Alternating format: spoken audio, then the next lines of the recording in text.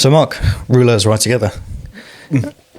Rouleurs is the biggest cycling club in York. You've got 300 plus members and been established for best part of a decade.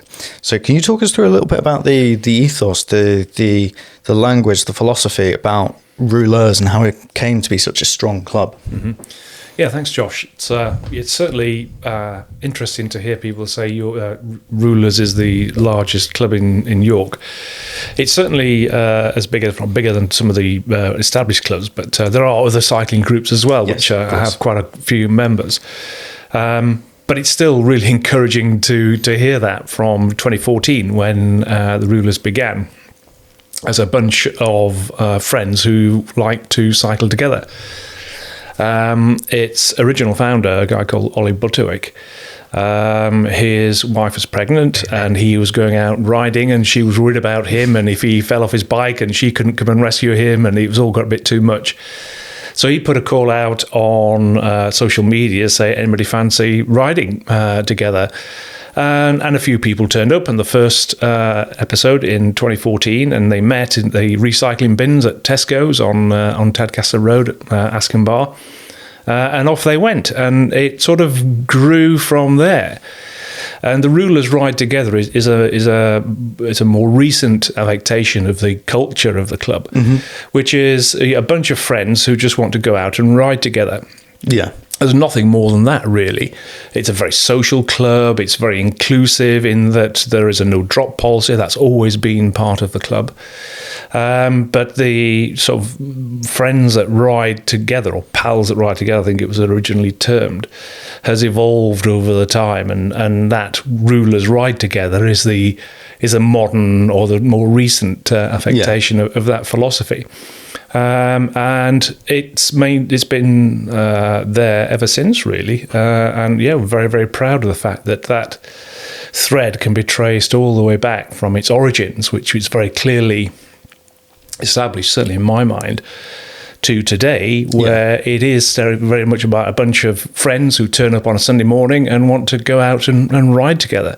The only thing that's changed is we have a much broader base of rides to include as many people as possible, and the club just keeps growing. So I think we must be doing something right. Well, having been down myself, it seems incredibly well organised, yet still not overly formal.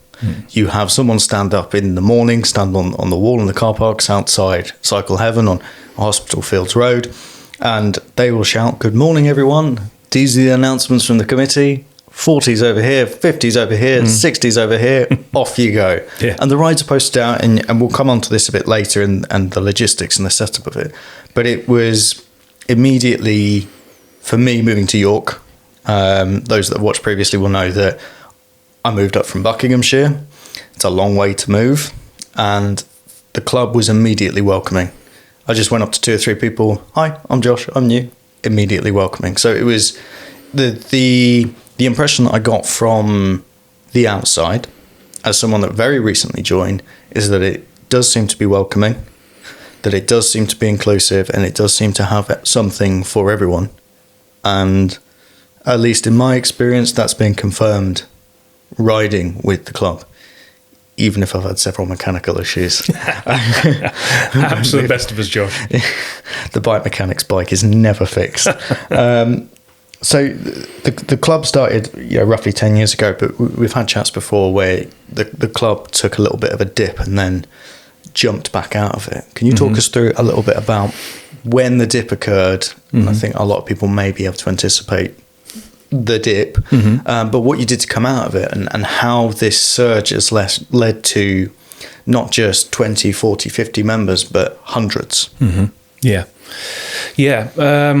It's been an interesting journey. So, I was chairman of the club for around about 7 years. So that saw me take over. It's before COVID, because you're right, that is the key contextual part of all of this. And through COVID, now the other side, and as I say, I stepped down as chairman in November this year, last year now, isn't it? But yeah, sort of how the club has grown and changed over that time is I find it a really interesting story in terms of just how an organisation can evolve over time, and how you can embed a culture in that organisation regardless of its size. So that runs as a common thread throughout. Yeah. And you talked just in your introductory words there about sort of how informal it was and relaxed. Well, it is, but behind that informality lies a lot of hard work and organisation. Yes. Yeah. With all the rides going out and understanding what rides we want to put out and when and how and all the rest of it. So that on a Sunday morning when we all pitch up there, it just requires someone to stand on that wall and just, manoeuvre the people around into those little blocks.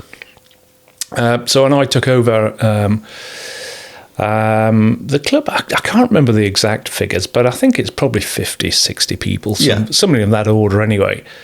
And we met on a Sunday morning, Hospital Fields. Nothing has changed in that respect, certainly in my time. And there would just be three groups. There'd be group 1, group 2, group 3, a fast group, a medium group, and a slow group, but we could never call them that, so it's 1, 2, and 3. So group 1, the fastest group, stepped forward, nobody moved. Group 2, and everybody stepped forward. So everybody wanted to be in a group 2, nobody was in a group 3, and so that group 2 just evolved and dropped out into smaller groups. But it was manageable because there was only, 20 people, perhaps 30 on a good day, that sort of number. But then COVID hit, and of course everything stopped. And whilst cycling had a bit of a boom during that period with lots of people taking to the bike, the cycling clubs, because you couldn't group together, started to decline. And we dropped to, I think 34 was the lowest number that we had at any one point post-COVID.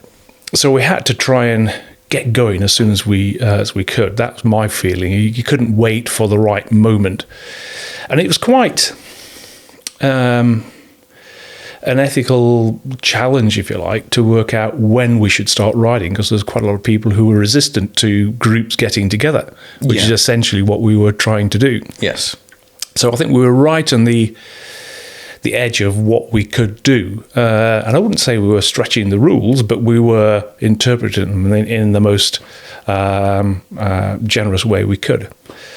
But I think what that forced us to do as well was introduce some extra level of organisation, which was the app Spond, because that was first used as a means of keeping the group sizes to 6, the track and trace, so you knew who you rode with and you could contact them if you did develop COVID and let them know. Yeah. So there was an organisation in terms of getting the groups organised and knowing who was riding, where and when.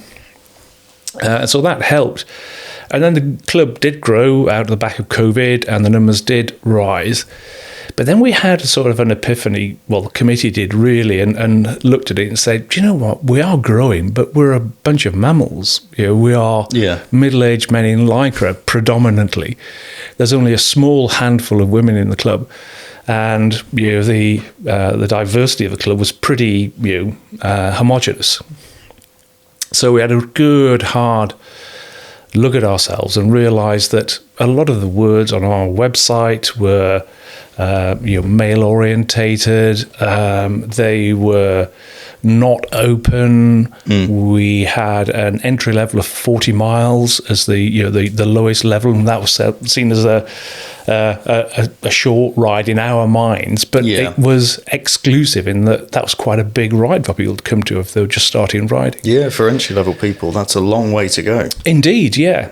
So I think that was the real shift where we redid the website, we re-looked at ourselves, we emphasised women in the club, we emphasised the diversity we had existing in the club, which encouraged more and more people to come along. I think we're around about 25% women. It might be up to 30% women in the club, which is great. More than happy to encourage more. We have age ranges from 15 to 80 plus, I think, and everything in between. So that real focus on diversity saw a spike in numbers, and it's continued to rise from there. And that brings some challenges, but I'm sure we'll come onto those later. But that's the pathway, if you like, that Rouleurs followed. But throughout, it was always a no-drop policy. It was as inclusive as possible. It was trying to offer rides which catered for everybody's needs and routes and things like that. And try and keep it friendly and very social. Fun, friendly cycling is one of our other strap lines. It's every sort of bike as well. I've not seen a tandem, but I have seen trikes, e-bikes, hybrids. There was a chap that turned up to a very cold ride in short sleeves and shorts, which he got a little bit of flack for. Yeah. But I think they were just giving him a bit of stick because they knew he was going to be very cold. Yeah, yeah. But it seems hugely inclusive. Like, people can rock up on an e-bike, people can rock up on a Pashley trike, and there's a ride for those people. Particularly when is it once a month? There's the We Ride 15 to 30 miles sort of thing. And it's a short loop to a cafe. Yes. Yeah, exactly. There's all sorts of bikes. And whilst we have all those range of bikes you described, it is, really modern, top-end, bikes that are really lightweight, carbon, swish, to people who've got their bike out the back of the shed and sort of dusted it down and brought it along, to panniers, to flat bars, to anything. It's all welcome. I think there's a ride for everybody. And it's interesting. It's not very obvious, but it is clear over time. It sort of strikes you when you turn up and you see some familiar faces there. You think, actually, I remember when you came and it was that old flat-barred bike you had, and you were wearing normal training shoes and so on, which is fine. But they found cycling, and they have got engaged with the cycling culture. They have gone and visited probably the local bike shops and spoken to other people and perhaps upgraded their bike, got some more cycling kit. The guy in the shorts and T-shirt where I thought, actually, perhaps a long sleeve top might work. And we've got kit to sort that out for them. And so they evolve, and after a while you look at them and you think, wow, yeah, that's somebody who really enjoys their cycling and knows what they're doing. And that's really heartening to see. I've seen it in other clubs as well, where people have come in, they've bought their first bike, basic Carrera, for example, because when local bike shops aren't as familiar or perhaps as accessible, bike shops now seem to be increasingly looking at high end and looking at the top echelons of what they can offer, because that's where the money is. And then you've got the people that can stock the mass market options. You've got your Carrera at the very bottom, pinnacle as you move up, with the likes of Halfords and Evans getting you in through the door. Now, some of those bikes are very good. Some of the setups on them are questionable. And they come in with those bikes, they start to ride, they find the enjoyment, they find the community, and they go, actually, I love this. I want to go out to Mallorca next year. I want to go to Girona next year. I want to go and do the Dolomites. And they look at their bike and I could do it. But they go out there and they rent out the top spec Trek Domani with the Dura-Ace, and they have it set up in the rental shop of the hotel.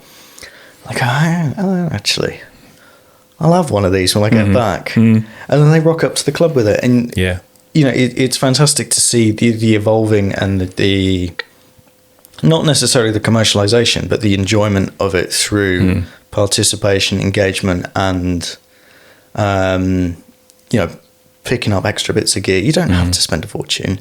I think we hadn't discussed it previously, but speaking of not spending a fortune, Rouleurs themselves do a swap meet, and so the swap meet runs intermittently, and you can exchange old kit, shoes, handlebars, saddles, the sort of things that may be of a personal choice, but you don't have to spend a fortune on. So it's it's really wonderful to see people come from their very first ride, and then all of a sudden be actually the people that saying, actually, I'm going to organise Mallorca this year. I'm going to do that this year. So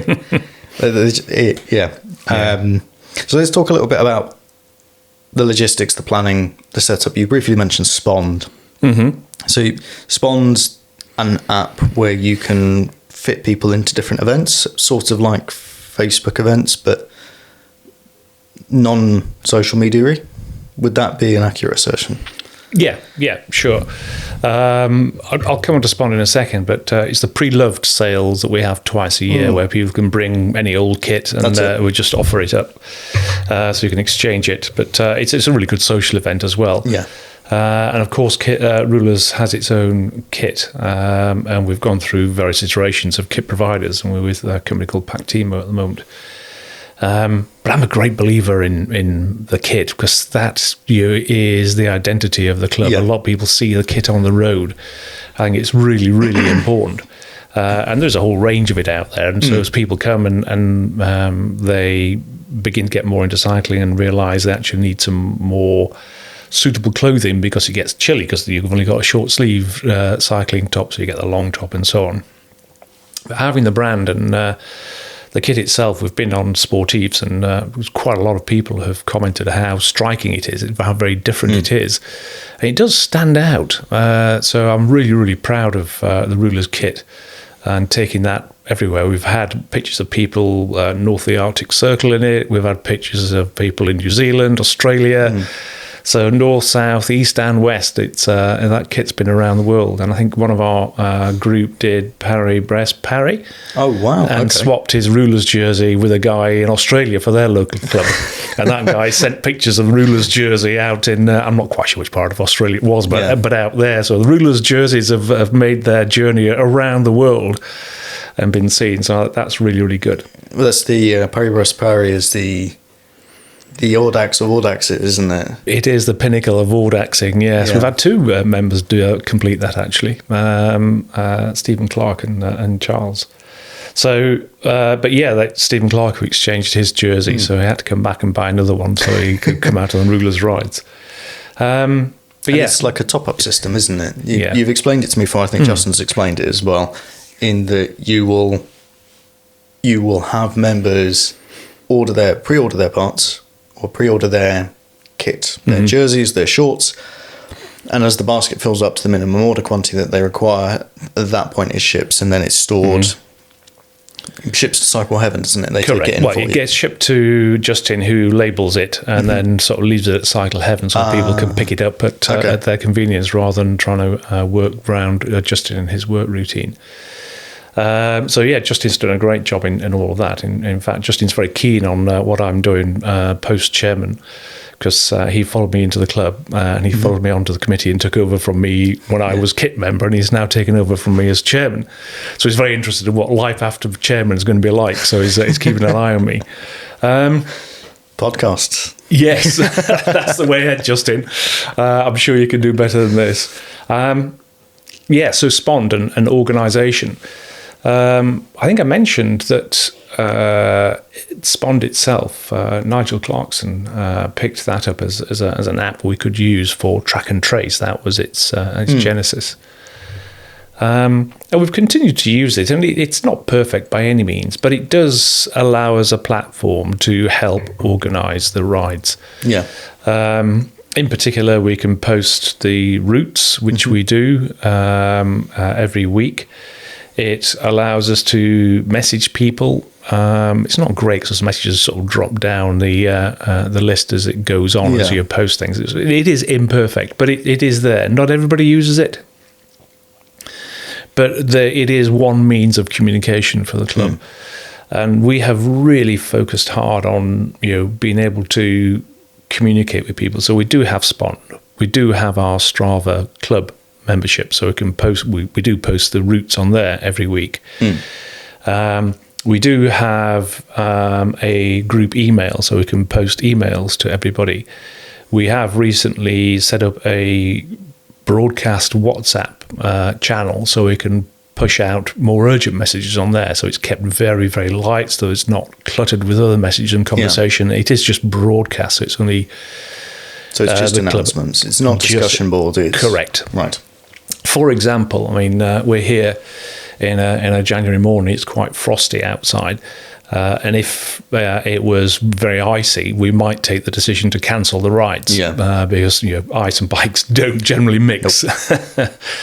But you need to get that message out. Yes. So that would be something we put on the WhatsApp broadcast channel, for example, just to say, the ride is cancelled this morning. It's -2 at 9 o'clock. The roads are icy. Not wise to go out. I like it with I know WhatsApp is a part of the meta group, but it's outside of that Facebook sphere. It doesn't, and I think in an age where a lot of people are trying to disconnect from social media because of the toxicity of it, it allows you that disconnect, but maintains the organizational level that you need to get people together. My last cycling club, fantastically organized, but you had to be on Facebook to see the rides. The committee would send out the rides.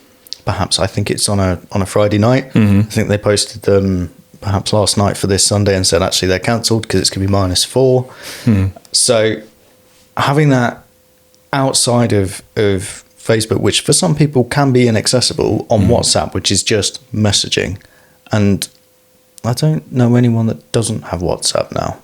It is pretty prevalent, isn't it? Yeah. It's certainly my primary mode of contact for me and my whole family.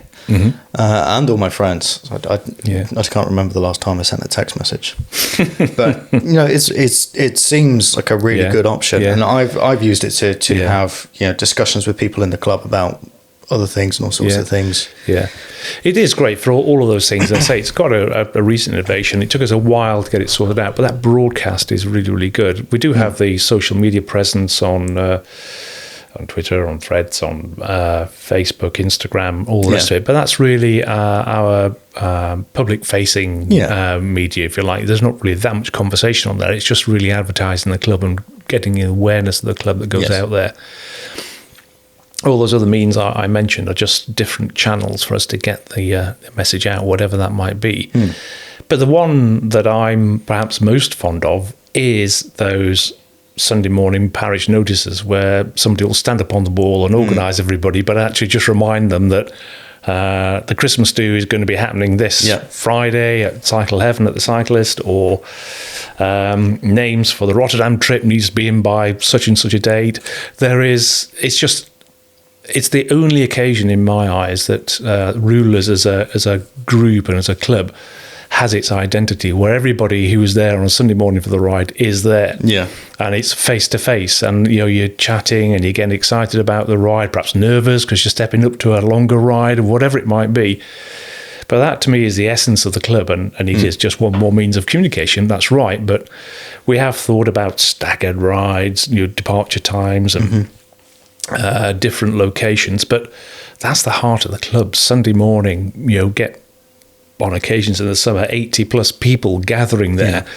When you look around and you see all the Rouleurs jerseys, you think, wow, I'm part of this club. This is a big club. Look at all these riders I'm part of. It just gives you that sort of warm feeling of being part of something that's really good and makes you feel good. So I'm very proud of that particular part of it. You ride down Hospital Fields Road on a Sunday.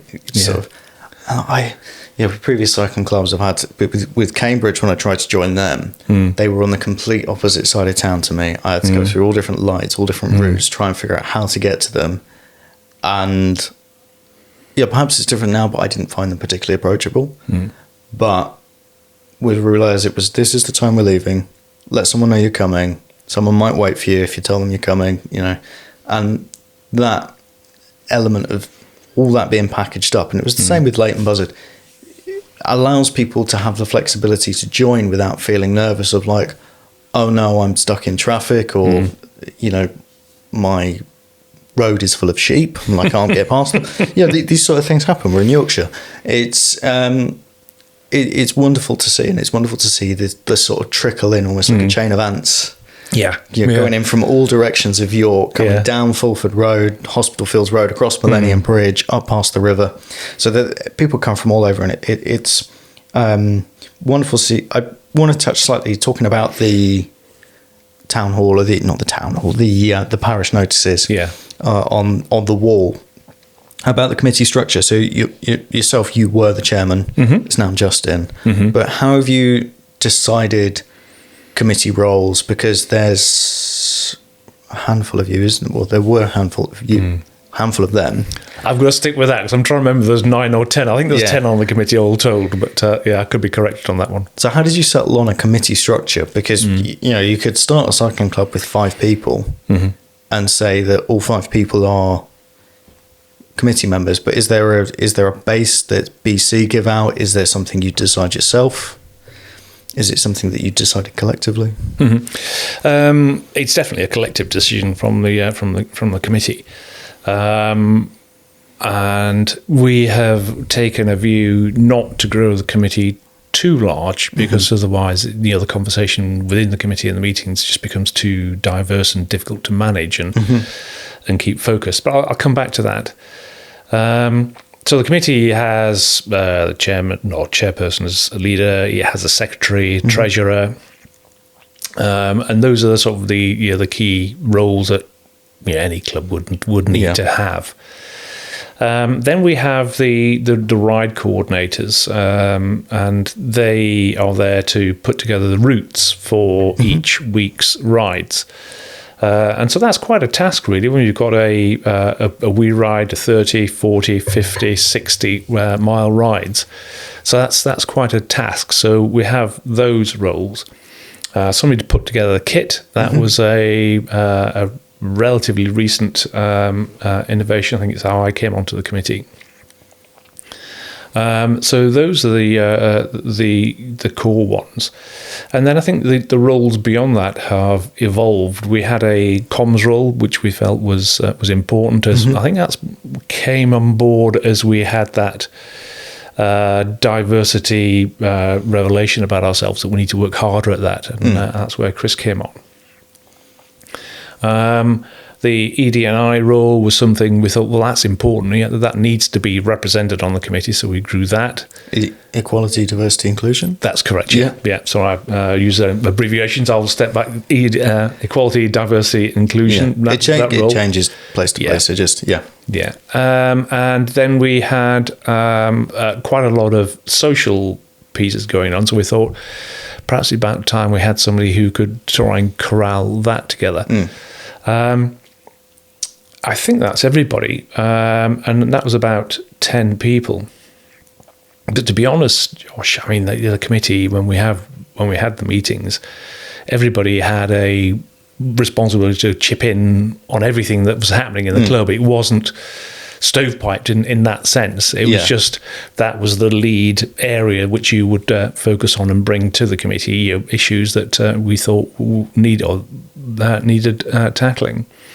So that we kept the committee structure around about that sort of 10 mark, just so it's manageable as a group. Yeah. But we have evolved over that time as well. For example, Chris, as the comms lead, has a bunch of stringers out there. So people who produce content for our social media, and they post it direct without having to come through committee and get it passed or anything like that. Yeah.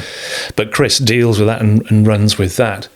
A lot of the routes still done by the route coordinators, but occasionally people throw in routes and offer routes, so the route guys are actually there managing that as well. Justin is not only the kit coordinator, but he was the coach as well. But him and Nigel, Nigel's no longer part of the committee, but he was the one who put together the ground school, the group riding schools that we did. Crikey, last year I think it was. So whilst committee is 10, we're very, very much focused on just pushing out not responsibility, but the freedom for other rouleurs to initiate things. So if people wants to organise a ride, the Betty's Fat Rascal ride, for example, I think there's quite a few people coordinated. Don't you fancy doing this? Yes. Spond was the vehicle we used to organise it. People can call us and go ahead and do it then. That's absolutely fine. So I think the structures and the essence of the club are well established now, such that if other members have ideas that they want to go off and offer as a ride, then they can do on that and Spond and go ahead and fill your boots. It's great stuff. So that's the structure really, and the committee doing an immense amount of work, I have to say, behind the scenes and making sure those structures and processes are all in place and any issues are managed, and we look forward to anticipate what the club might want and generate it so that there isn't a sense of it being exclusive to anybody, and it offers as much as possible across the board. So yeah, organised, but in as loose a way as we possibly can manage. You touched on ground school. We've had conversations about it before, but for those unfamiliar with the terminology, the structure, and what it aims to achieve, because I've seen similar things in the winter for steam locomotives. In the winter, when stuff's in for overhaul, some of the guys or the senior engineers in the shed will run classes for trainee drivers, firemen. So I've seen it from that side. But from your side, where does ground school come from, and how did it chip into Rouleurs' ethos? Yeah. Ground school came. Well, I'm ex-Royal Air Force, and so you training. The first thing you do is ground school. You sort of just learn the basics, and then you move on from there. So that was the essence for it, the terminology. But what happened was that the club was growing quickly, and this openness and diversity which we had encouraged had resulted in quite a lot of people who are new to cycling join the club. Well, that's great, but they had very little experience on group riding. So some of the introductory rides, they were becoming quite difficult to manage, because you'd have a group of people who were not familiar on the way to ride together safely as a group. So we tried to create a system whereby we had somebody who was perhaps more experienced to be in that group, to school them and try and explain how best to ride together, keep it safe and keep everybody together. But it's always quite a challenge to actually get people to make sure they were available, they were still available, to commit to it and all the rest of it. So we thought, well, during the winter, let's see if we can try and grab as many people as possible and just go through how you ride as a group, how we change the rider on the front, where you should stand or ride behind the rider in front of you, what the signals are, what are the voice checks for potholes and turns and such like. So we turned to Nigel, who's our British Cycling accredited coach, and he put together the ground school. And I think we had 8 or 10 of those, each of which had 15 people attend, and they were all fully booked. And so that was good. People could ask questions and understood why we did what we did, why riding in pairs was better than a long string of single, why you should stay neat and tidy on the road, and how you can change at the front without you going 3 abreast on occasions, and all those things. So that worked, and then we turned that in the spring into a practical session at the crit track at the York Sports Village, so people could sort of practice that in a safe environment and get used to it. The end result being that those groups with people who were less familiar with group riding now had people who were familiar with group riding. And all the graduates got a very distinct bead-on to put on their bikes as a reward for attending, but also it was a good guide for us, well, for anybody really, to say, okay, that person's probably done the group riding school. I can probably turn to them for a bit of advice as well, and then we can spread it out across the club. So that was the rationale. But also we found there was no formal course that people could go on to actually learn how to group ride. It was, there was nothing. It was a complete desert out there. So it's something we had to do ourselves. You've got part of the puzzle available in the British Cycling and Global Cycling Network will have previously put out videos about this is how you group ride, this is the etiquette, these are the hand signals. But the difficulty is that they're in the space of the internet. They're not there to answer questions. They're there to put out content. And while the content can be useful without applying it in a practical sense or having that back and forth of teacher-student, and then having the practical element of it by being able to take it to this outdoor cycle circuit at York University, that whole combination of things, I personally would love to come and have along and have a look and see what you're doing and what I could learn. It's been... for me in my time cycling, it's been very intermittent when I've ridden with groups. And I've gone from confidently riding with people shoulder to shoulder to riding with people where I would give them the full space of the road because I'm expecting them to bunny hop the next speed bump or pothole or whatever it is.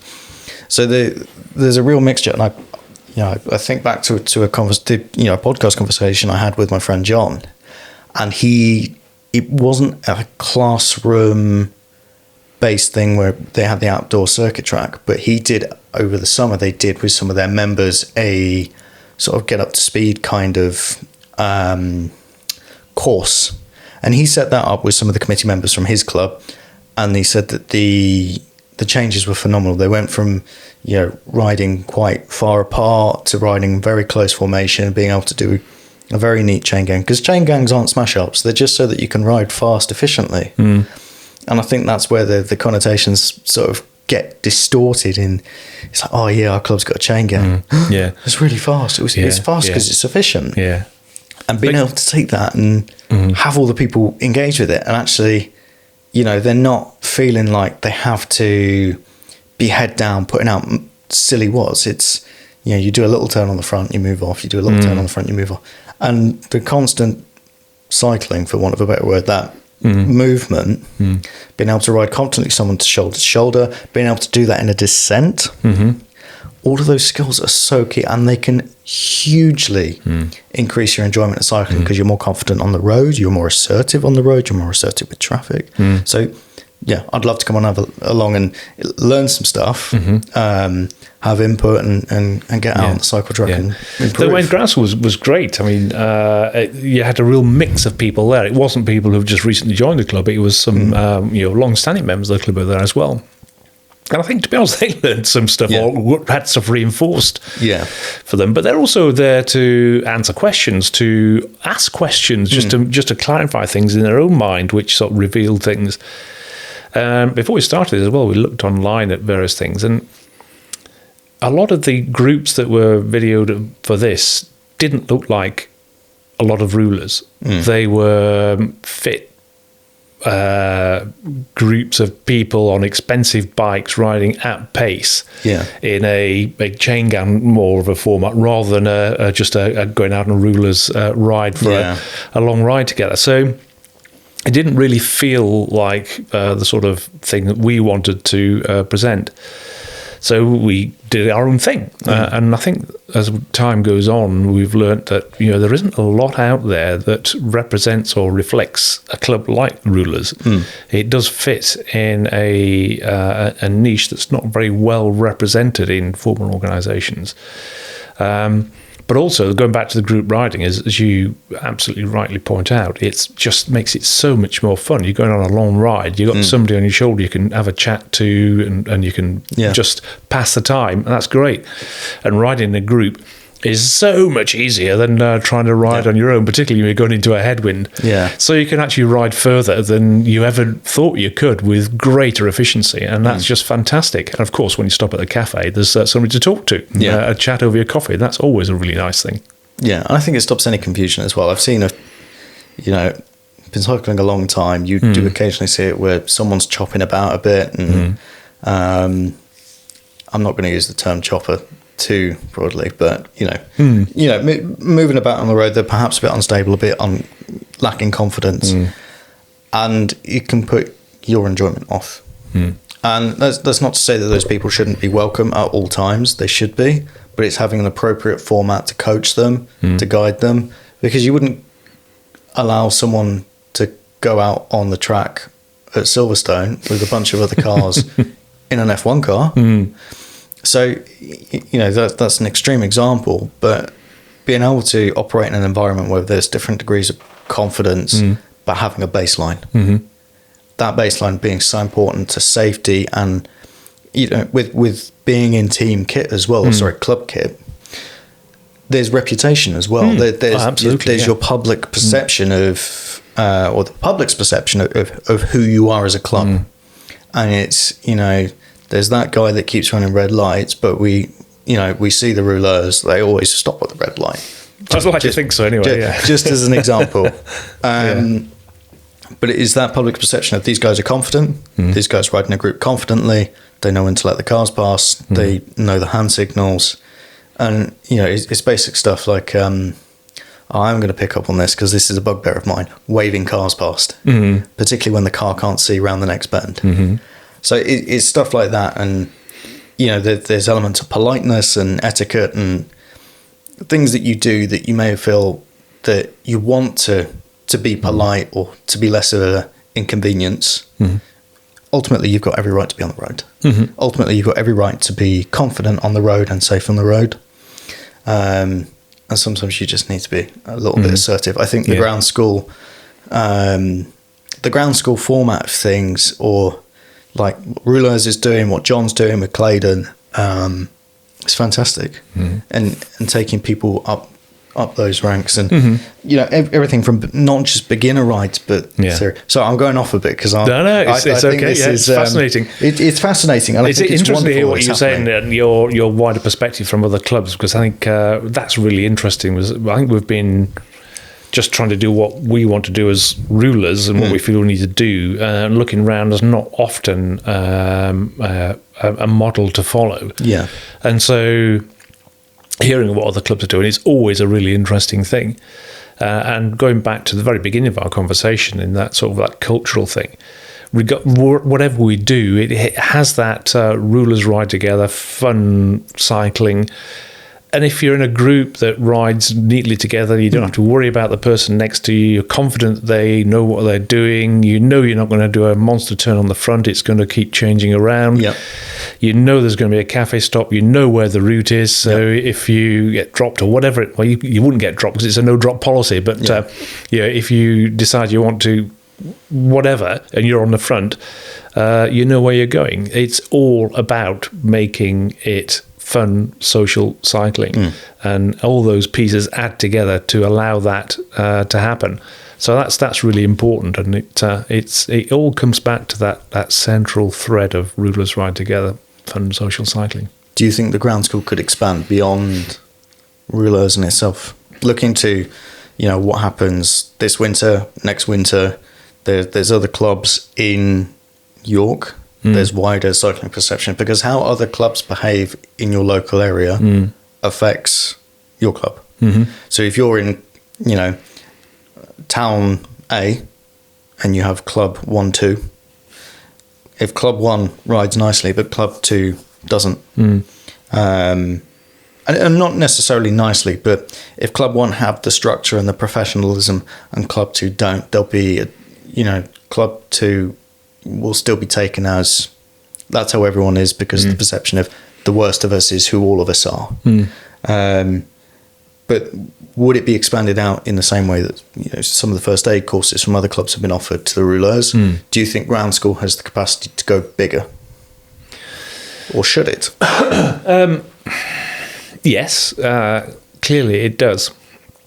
But like everything else, producing the ground school and training has an overhead, and that is the time of the committee and other members of the club to actually produce it. And so yes, there is stuff we can do, but it's limited. And with close to 300 members ourselves, there's quite a lot of people we need to get through as well. For sure. But I mean, Selby, I think it was, who had some spaces in their first aid course, offered those up to us, and we took those. Equally, if we have another ground school and there are spaces, there's no reason why we shouldn't reach out to Clifton or to Selby or to whichever club we want to come on and take advantage of that as well. So I think the answer is definitely yes, and just a sense that Rouleurs has grown and now has become established, and I'd like to think it has a well-found presence amongst the cycling community in York at large. That with that comes a degree of added responsibility on us as a club to actually, as you absolutely rightly point out, to act correctly and behave well on the roads, and be a club that people want to refer to join, to follow, and to be a benchmark, whatever. So I think there's an additional growing responsibility that we are only now just becoming aware of, and trying to make those links to other clubs. and trying to learn from them, because I'm sure there's plenty of stuff that we haven't done that we could learn from them. But equally, just to tell our story, because I think it's a great story. And this is a great platform for us to do that. So we can go out there and tell people our story, share what we've done. If that involves coming onto the ground school, that's great. Certainly, we've involved all the cycle shops around York, and they all know us and refer people to us. So it's great. There's a growing responsibility, and it'd be nice just to spread that as we could within our resources. You've spoken, so for the viewers and the listeners' context, Mark and I have had a few sit-downs before this, so that I am more organised this time. Thank you, John, for recommending that I do so. So you've spoken previously about a network beyond British cycling, and BC exists as a sporting body, but cycling isn't just a sport. And Mark Cavendish has touched on this quite extensively in the media. Okay. He's said that for him, cycling's not just an athletic sport. It's so much more. It's how you get to work. It's how you meet your friends as a kid. It's complete freedom. Before I had my driving license, I didn't pass my test until I was 24. Before I had my driving license, I cycled everywhere. It didn't matter how far it was. I'd cycle there because it was my freedom. It was my choice and my independence. BC, so British Cycling perhaps present a structure geared towards clubs that want to put on races, that want to have events, organised sportives, rankings. And that in itself is good, but it's quite selective to the people that it caters to. And whereas you had CTT before, or not CTT, CTC before, Cycling Touring Club before, which was in itself quite specific. My granddad was a member around I can't remember what era, but in the Hemel Hempstead region. And that was older gentlemen going out for cafe rides to garden centres. And British cycling would never have been for him, really, not racing. There's clearly a space in between, and I think, Mark Cavendish has touched on, as a high-profile figure, has touched on it being wider than just sport. Cade Media, who do another cycling podcast, they've touched on it being, there not really being a space for that rouleurs interim. They didn't use that exact terminology, but as to what you've described. So perhaps with some of the clubs that are out there, there's space for networking around and creating not necessarily structure, because rouleurs have proved that there is structure and there's also the freedom to enjoy yourself. But a way of doing things in a club environment that welcomes everyone. And perhaps there's room for that. So, Mark, what are your thoughts, your ambitions, your dreams, your hopes, all of it? Because you talked quite excitedly, and you got me excited about it as well, which is why I'm rambling on. What are your thoughts on something that exists outside of BC, outside of Cycling UK, outside of Sustrans? Yeah. I think there is a gap. And I have sort of searched around to try and find where we should belong. We are affiliated to British Cycling. That is the biggest UK cycling organisation. It provides us with some insurance. It provides us with GDPR platform to hold people, all the club information. So in that respect, it is fine. But as I've talked about culture quite a bit, and it's not something you consciously try and manipulate as time goes on, day to day, week to week, but it's something that evolves and grows. Then you reflect on and you think, oh, right, okay, yeah, I can see where we came from, as I described at the beginning of the podcast. But British Cycling, its origins are in racing. That's where it is. So everything it does is focused around that. Its coaching is about ultimately getting people to race. Its clubs are there to race. It is the holder of the major UK national races. That's its heritage. CTC, or is it Cycling UK now? Cycling UK now is cycle touring. Audax UK is long distance touring. Sustrans is sustainable transport. Yeah.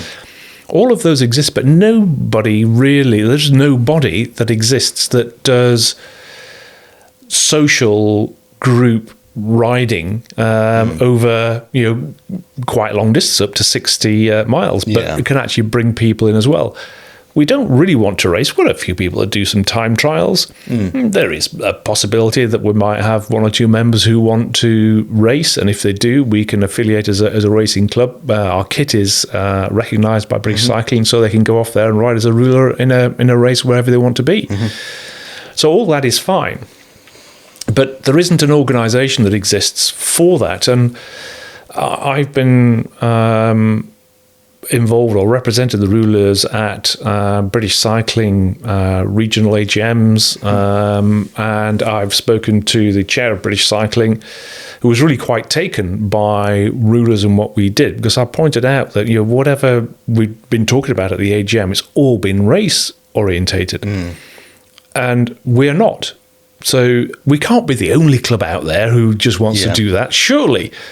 And he was quite taken about this, and so set up a working group within British Cycling Yorkshire to actually have a look at it. But it's been really quite a challenge for British Cycling to actually see things slightly differently, and I think that's because they do what they do very, very well and have done for a long time. So it's trying to square peg round hole, fit us into that British cycling approach, which is race orientated. So I think there is. It comes back to then my reflection was, and perhaps it's incumbent on us, York Rouleurs, to actually reach out to other clubs that might be similar to ourselves and learn from each other and see if we can grow together. And at some point in the future, there may well be a new organisation that evolves to provide an umbrella for these groups. And just the background framework and the understanding and access to information about committee structures, about ground schools and what you would want to do there, about group riding, about route construction, but keeping it really, really light. I had some friends over New Year, and he likes running. I said, "Do you do park runs?" He's Canadian. He said, "Well, Yes, I would like to, but I tried to do a park run, and they wanted to know my name. They wanted to know when I was born, where I was born, lots and lots of information. So I didn't really want to give out all that information, so I don't do them. So what information do you require of people in your Rouleurs? I said, well, just a name, really, and that's it, just some contact details. Yeah. A request to join Spond and Strava so you can understand what's going on. But that's pretty much it. British Cycling need next of kin and date of birth. And I think that's general, just it's so that they can give that information to the club. So if there is an emergency, that next of kin is contactable. So for example, if I had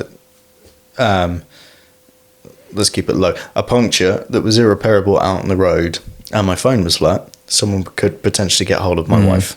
Yeah. Theoretically. Yeah.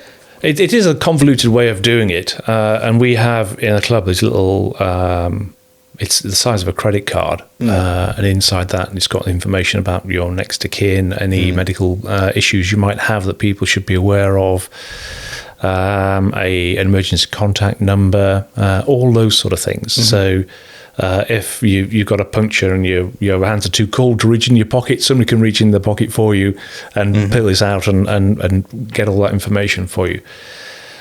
But I think the point I was trying to make, and probably a little bit clumsily, was that the club is about going out and riding your bike in as safe an environment as you can without loads of overheads in terms of qualifications and requirements and things like that. We do require people to have a a well-serviced bike that's good Yeah. for the road. We do ask people to carry a puncture repair kit. We do talk about first aid kits, limited ones that people might want to carry in, just letting people know if you've got a medical issue. All those things, yes, but just keeping it relatively light and about the cycling rather than building up to the next race or trying to get marshal. It becomes an overhead that detracts from just going out on a Sunday and riding your bike and just having fun. Like that Mark Cavendish said, it's a big social thing. Most of my social network are from York Rouleurs. Yeah. When I moved to the area, that's how I met all my friends. It's great, and that's what it's about, really, rather than getting Strava segments or racing or getting the next whizzy bike, whatever it is. It's not that. It's the social side of it, which is key to us. And going out and riding your bike, having a chat with friends, and then probably stopping at a cafe somewhere and sitting down and enjoying that. It's like hiking groups, isn't it? You go out in beautiful countryside. Yeah. You talk to interesting people. You stop in nice cafes. Instead of wearing regatta waterproofs, you're wearing Rafa skin tight bib tights. Yeah. I'm not trying to detract from, I very much enjoy hiking as well, and I think getting out is incredibly good for us as humans socially. I think encouraging more people to ride bicycles just a short distance. You don't have to drive to a cafe. Pocklington's not far from here, but you can cycle to Pocklington and have a coffee in Pocklington. Or Leeds is a bit further. You go to Leeds Market and visit a Greg's, and it opens up so much of the world where increasingly it's taking longer to get to places over shorter distances because there's so much traffic. And being on a bike is a freedom that takes you out of that waiting and sitting, and all of a sudden you're social and you're moving and you're still going to the places that you want to go. Yes, it's not particularly practical to take your Specialised S-Works to Monk's Cross Shopping Centre, but you've still got the in there with the bike shops, with the culture, with just understanding that you enjoy riding a bike socially. And I try and veer away from referring to road cycling as like a gateway drug, but it's the opening up of, okay, you've got your first road bike, great. By the way, Justin's really into Bromptons. Have you seen Justin's Brompton? And that was a conversation that happened about the Brompton specific ride. And you end up getting a Brompton, you end up riding to work on the Brompton rather than doing this and the other. You get an electric bike, perhaps you get your wife a bike or your significant other a bike, and it spirals. And you have just a wonderful time. And my last job, just as an example for context, I hadn't ridden my bike in probably a year. I put on weight, I was miserable, I was working in a dark factory with no natural light. And then I started riding my bike with my mate Steve again. I was like, this is brilliant. And now I ride my bike to Clifton Moor, and I come back, there's maybe something to do with the job as well, but I come back far less stressed. I come back feeling much better, energized. I feel energized into the evening. I feel I can wake up on time. And then I go out on a Sunday and I feel buzzing for the rest of Sunday because I've had a really nice morning. And it's not about going, people get their social, their social needs in a different way. Some people go out on the lash and spend extortionate money on pale ale. But some people go out on a Sunday morning and just have a thoroughly nice time, a thoroughly nice chat with like-minded people. We're both advocates for cycling, aren't we? So we would violently agree on this one. But it is great, and it is more accessible as a form of exercise than a lot of other forms of exercise, running, weightlifting, team sports, where you need other people to actually be able to. So it's more accessible in that sense. You can go further, and we are fortunate. We live in some stunning countryside around York, so we have accessible to us some beautiful countryside, which the route coordinators explore brilliantly. Every corner of York within 40 or 60 miles, I think, has probably been covered on one ride or another. So that's all great. And then when you come back, certainly on my preferred ride is the 40 on a Sunday, to the cyclist at Cycle Heaven, and Brian there has been brilliant, and he's got a table reserved for us, so we go and sit down there, and everybody's buzzing. The conversation is lively, not only about the ride, but everybody's smiling. You've been out, got some fresh air, exercise, you feel good. It's just such a positive thing. Does a great bacon butty as well. He does, yes, yeah, which is always nice to do. But it is, and it's we are biased, aren't we? And we would say that, but it is palpable when you see people on Sunday morning get there. There's a little degree of anxiety. People are a little bit nervous about which group am I going to go ride with, who's going to be in that group, am I going to be able to keep pace? It's quite a hilly ride today. Am I going to be able to get up Numburn home? There's a challenge in the morning as well. You've got to figure out who people are. Yeah. So if someone's changed their helmet or their bike or their shoes, because we don't... perhaps this is just me, but as a cyclist, I will recognise a cyclist by their bike, their kit, and their posture, and how they ride. You and I have probably been in that car park on a Sunday morning, and I've just not recognised you. We still would have missed me. I was 6'4" and close to 100 kilos. I'm quite short, Mark. Yeah.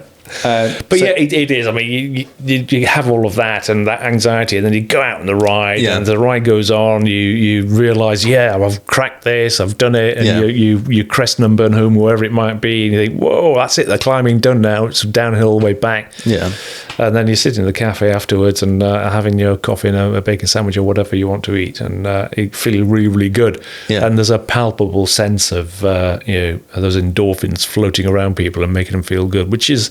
Yeah, it makes me smile. I always leave on a Sunday afternoon feeling good after the ride. So, and then you've got to face that it's Monday the next day. Yeah. You need to start a Saturday ride. It's all open. Yeah. Future plans. Not necessarily a Saturday ride, but you've stepped down now as chairman. Justin's now filled the role in the committee. And it was 7 years. Yeah, it was just short of 7 years, but 7 AGMs that I was involved with, so that's how I counted. And we'd spoken previously about you saying that you felt it was a good time to, you'd taken the club through this transition of bringing it right back up to this high membership, very inclusive, very focused but free entity. Do you feel that clubs should have not necessarily like a presidential term or a prime ministerial term, but you should expect some turnover to have fresh insight and thoughts as a club expands? Yeah, I think so. I think the club is very well set, and it's not to do with me at all. It's the committee as a group have just worked incredibly hard to actually establish the right level of organisation, the right level of formality, the right level of process, and just the means of enabling people to go out on a Sunday safely and come back and feel wanted and all the rest of it, encouraging that culture. So all of that has been set, and after the period of time I was involved with it, I did feel that all that was set. It was in a good place, but also you're absolutely right. It's probably time for some fresh ideas, some fresh insight, for some new impetus to take it on to wherever the Rouleurs goes next. And so I thought it was time for me to just step aside and allow that to happen. As in my professional career, in the military, you would only ever stay in a role for sort of 2 or 3 years, particularly the leadership roles. Then you'd move on. The culture of the organisation, the structure, were the keys that held it all together in the military ethos, and that would be safe. And the people who followed you would have been through the same system, so they would continue that. They would just add their own flair to it and their own insight and how to take it forward and managing the next stage of that unit's history. And I felt that was important to be able to do that. It was a wrench. I mean, Rouleurs has been an integral part of my life and still is for an extended period of time. So stepping back from it has been quite a wrench.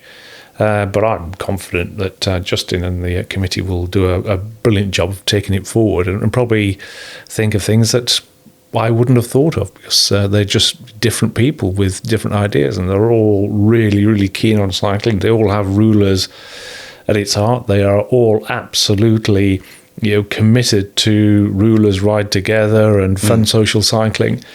So it's going to be interesting to see where they take it. I'm absolutely confident they'll take it in some really interesting directions with the energy that they have. So yeah, it's going to be nice to turn up on a Sunday morning and not stand on that wall. And you might still have to do it occasionally. I probably won't be able to help myself. But then, yeah, just jump on a group and off we go and go for a ride. I'm really, really looking forward to that. It's going to be fantastic. So you've got the option of Pocklington, Leeds, or Rotterdam. Yes. And I'm sure there's some fish and chip run during the year as well. But I've yet to do a fish and chip ride. I've never done the fish and chip ride all my time in the Rouleurs. It's always conflicted with holidays or something else. So that's still on my bucket list of things to do, to get out to Bridlington for those fish and chips. The difficult thing with cycling and organising all these different rides is that your bucket list seems to grow every year rather than reduce. You tick one off and 3 replace it. It's like, brilliant, I did the fish and chip ride this year. Okay, next year we're riding to Paris, and then we're going to see the Tour of Flanders, and then we're going to go see Paris-Nice. You just go, oh my God, how am I going to fit all of this in my diary? So with expanding events, with expanding ideas, how do you, just in your personal view, having been chairman for the last 7 years, how do you see the club changing as numbers, if numbers increase? You're currently around, the club's currently around the 300 mark. Just short of 300, Yeah, so if it expanded beyond that, because, the people of York may see it, more people will move. I mean, we're sat on a new housing development in York where almost 1,000 houses are going to have been built by the end of the next 3 years. How do you see the club changing? Do you think it will be good, interesting? What do you think will come out of it? Yeah, we had a get together. I can't remember when it was. Must have been 2, 3, maybe 4 years ago, where we sat down on weekend as a group and said, okay, well, where do we want to take this club? And we set ourselves some targets that would just steer our direction as we grew, because we felt growth was a good measure of the success of the club. And I think we're close to achieving those goals, and perhaps now is the time to look forward and ask ourselves, or for Justin and the committee to ask themselves, where do we want to go from here? And as you say, as York as a city grows, and if our offering is as good as we think it is, the likelihood is that the membership will also grow. Where do we go? I think the club as it stands can grow quite a bit more before it starts getting more problematic. But then if it does grow, I still sense that we can accommodate all of that within the philosophy we have at the moment about no drop group riding across a range of distances. So yeah, I think it can do that. But also, as the club grows, you're likely to get more people in who perhaps are willing to organise. So you talked about a trip out to Flanders. We regularly go over to Rotterdam. It's not that much of a leap to actually get on your bike and ride down to Oudenaarde and go there and watch the Tour of Flanders. So somebody might want to organise that. We've been out to Mallorca a number of times as a club. Perhaps, it's probably just finished, but the pros go out to Calpe Denier and the Marina Alta for their touring season. It's a great place to go cycling. Somebody might want to take the club out there. Certainly, we've got the Rotterdam trip, which I think we're looking to try and get 50 people on board the ferry for the trip this year. Yep. So all those sort of things.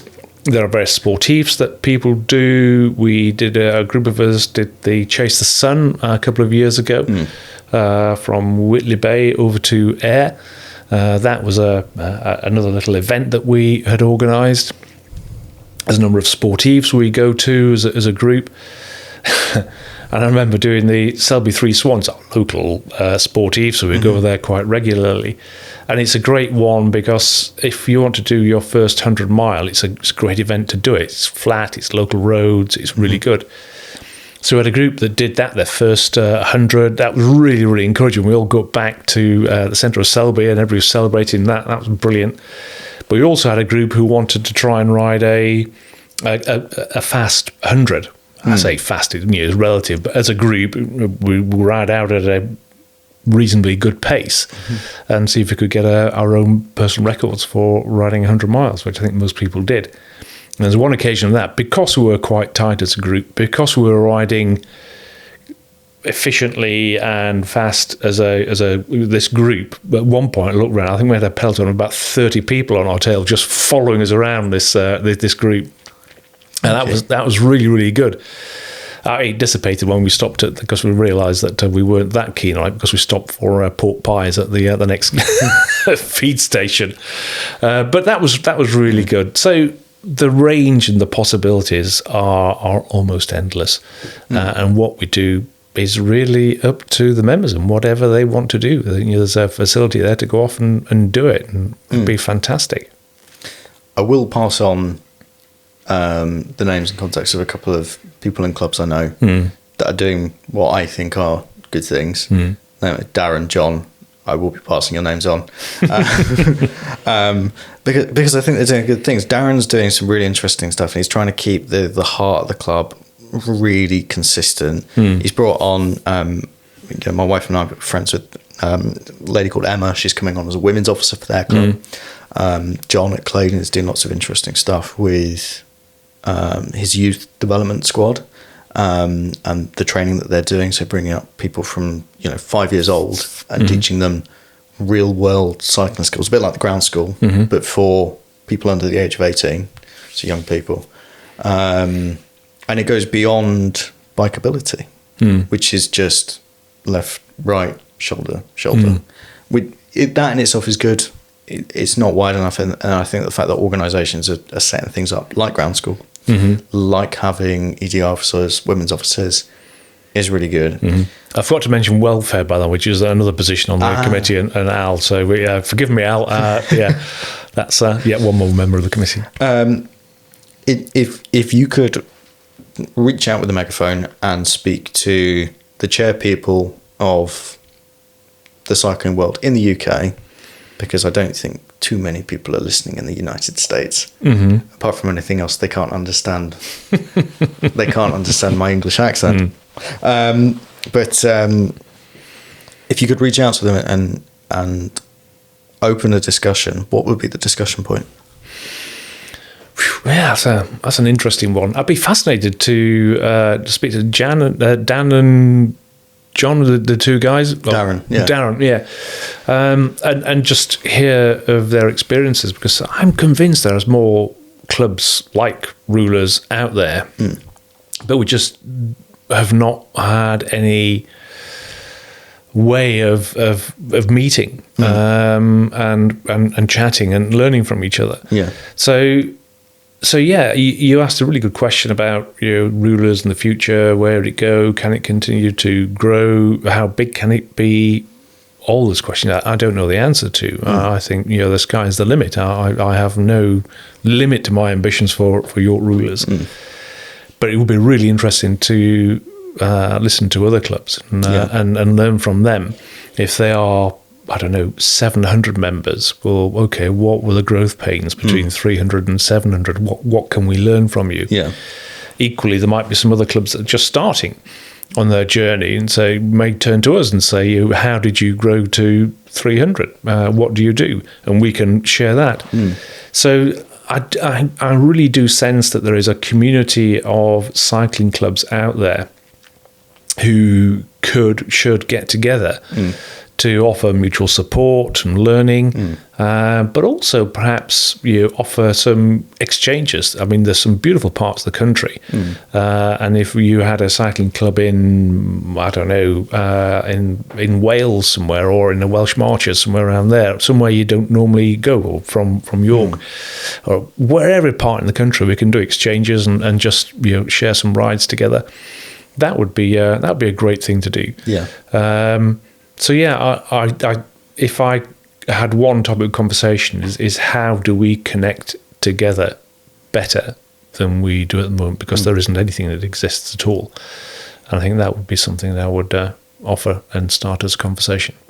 One thing that I saw the clubs collaborate together on, and I think it's started to bleed into some of those conversations, but this was exclusively in the central region. There is a cyclocross league in the central region where a lot of the clubs work very closely together, and they share the league owns the equipment, so they own the stakes, the tape, they corral the sponsors for the league and the prize money, so whether that be Santini, Vittoria, whoever it might be.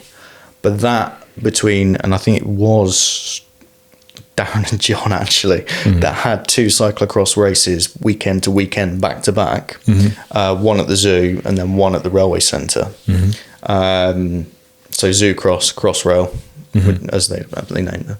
But I think having, and I'm not saying sport and competitive sport is the answer, but having little events like that is really nice. And the Central Cyclocross League, I've been at Cross, I've been at Crits. Cross is so much more chilled. People are so much more likely to have a chat and have a beer. And I'm not saying beer is the answer to all conversation, but having a coffee and some Belgian Fritz and chatting cycling, I think can.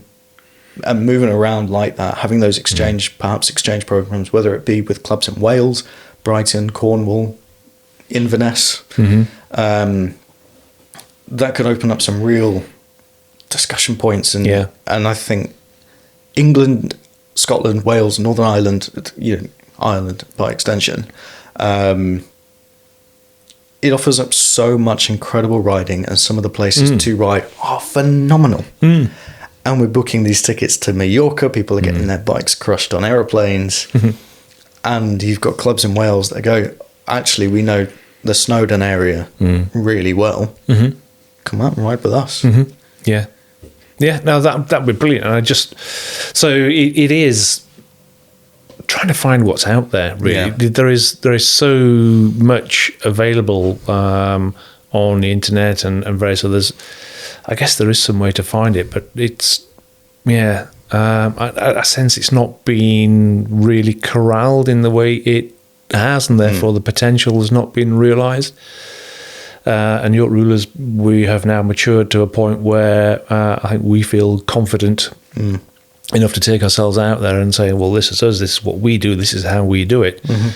That would be something that we could offer and learn from other people. We do have connections with a number of cycling clubs who have visited up to York, and we've been down into their clubs, mainly in London, to be honest, and around that area.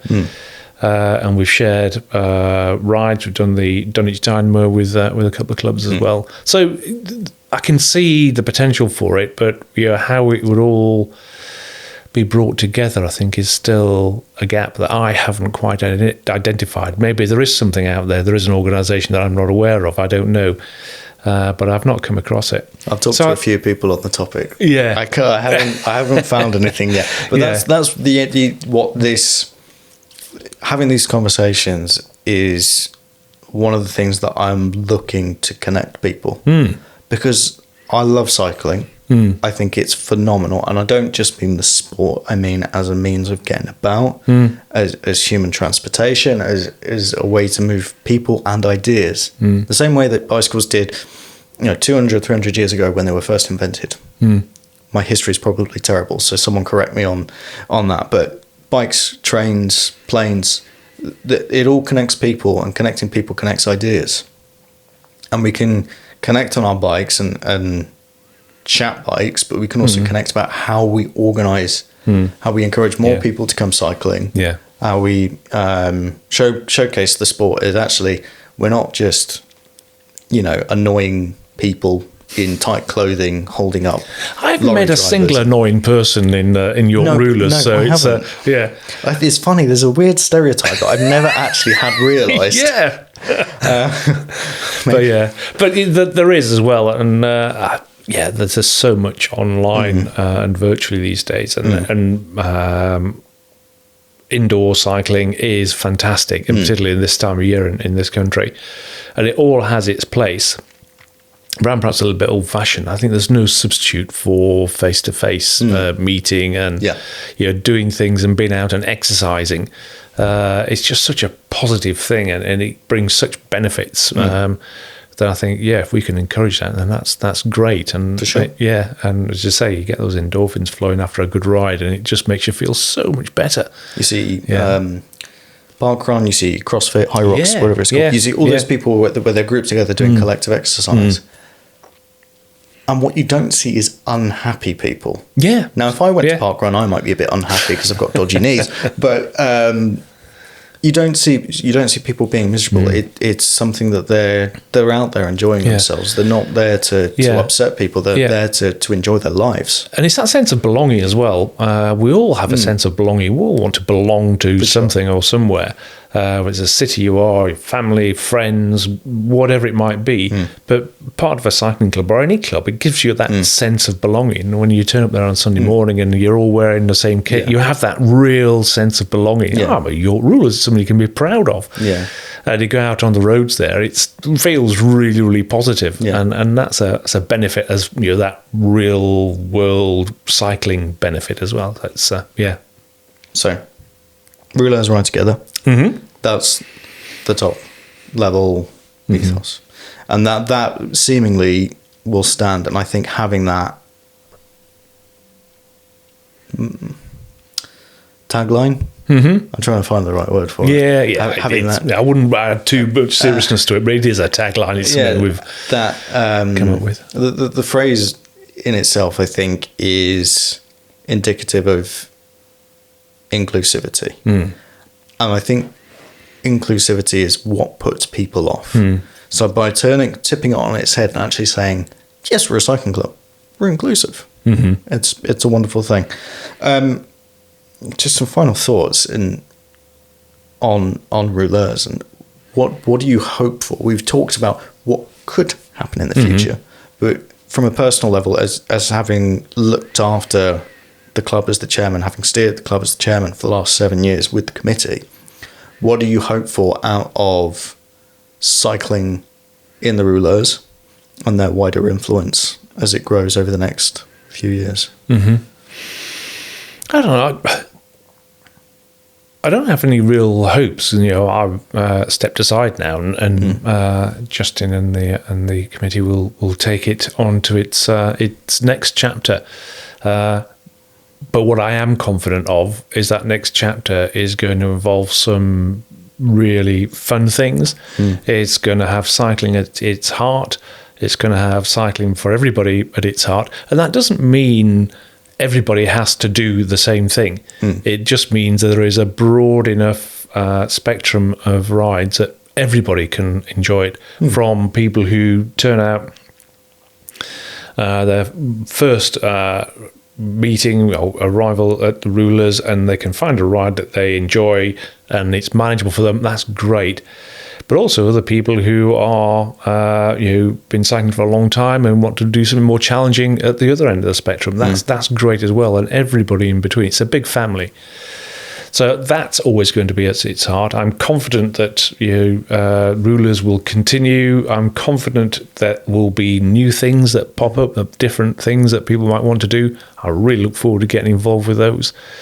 And yeah, just seeing what other cycling clubs pop up and we can chat to and go out and meet and enjoy. I think that's at the heart. That's my. Well, it's not my. It's to say it's a hope would suggest that it might not happen.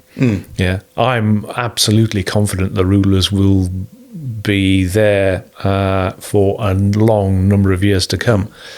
And I think it will involve group riding in and around York, various distances and paces for everybody.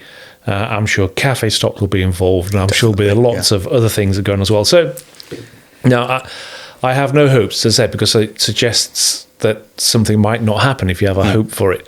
I'm very confident it will happen and continue to be there, and I'm very much looking forward to going out on a Sunday morning and enjoying all of it. Okay. Brilliant. Mark, thank you for sharing all of that with me and my audience. And I think that provides a really good basis of what a big cycling club can offer. For those of you in York Rouleurs meet on a Sunday morning at 9 a.m. Correct. Outside Cycle Heaven. The branch is the Hospital Fields road one, and you'll find them in the car park opposite. Just as I did, tap anyone on the shoulder, working bike, helmet. My personal preference is to run lights all the time, but there's the legal stuff around that and the highway code. Thank you for watching, Mark. Thank you so much for your time. Yeah, thanks, Josh. It's been an absolute delight. And if you want to find York Rouleurs, just Google them. They'll pop up, and hopefully you'll enjoy what you see and come and enjoy a ride with us. We'll be delighted to see you. Great stuff. See you on a Sunday ride soon. Can't wait. Cheers, Josh. Cheers.